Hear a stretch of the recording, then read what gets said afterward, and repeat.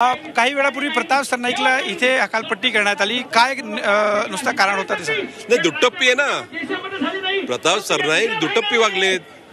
तुम्हाला जर एवढी जर कळकळ होती मराठी माणसाची तर तुम्हाला परवानगी दिली नाही। समर्थन करण्यासाठी आले होते ना कोण? प्रताप सरनाईक। कसलं समर्थन? खोटं समर्थन। इतके दिवस आमचा त्रिभाषीचा सूत्रीचा जो लढा आहे त्याच्यामध्ये कोण बोलले?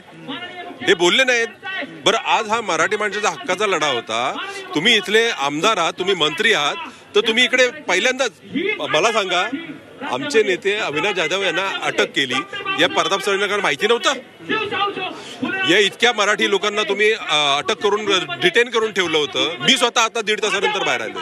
तुम्ही पण डिटेन तुम्हाला काय करण्यात आलं? माझ्यासोबत जवळजवळ 25-30 लोक होते डिटेन। बरं, यांना पोलीस कस्टडी कमी पडली, पोलिसांची वाहनं कमी पडली, बसेस मागवल्या, रिक्षा मागवल्या, शेवटी आमच्या गाडीतून नेऊन ठेवला आम्हाला हॉटेलमध्ये। बीजेपीच्या बँकेटमध्ये ठेवला होता असं पण काही व्हिडिओ समोर आलाय। तुमचे संतोष धुरी वगैरे जिथे गेले होते तिथे बीजेपीचा काही लोगो लागला होता तिथे बँकेटमध्ये, असा एक व्हिडिओ त्यांनी पाठवला। काय आहे, महाराष्ट्रामध्ये सध्या भारतीय न्याय संहिता लागत नाही, भाजप न्याय संहिता लागते।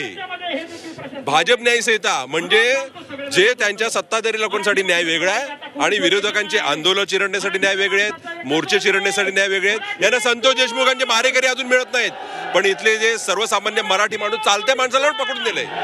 काय म्हणाल, काय मागणी आहे तुमची? हे जे मोर्चा काढण्यात आला आहे याची परमिशन पण नव्हती। परमिशन कसली? मग मारवाडी गुजरातीने जेव्हा मोर्चा काढला तेव्हा परमिशनची गरज पडली नाही का? लॉ अँड ऑर्डरचा इश्यू होता, लॉ अँड ऑर्डरचा इश्यू कमिशनर कडून ते डिटेल देण्यात आले। मराठी माणसांसाठी, मराठी माणसांसाठी। अरे, मराठी माणूस काय करू शकतो हे पूर्ण देशाने पाहिलेलं आहे।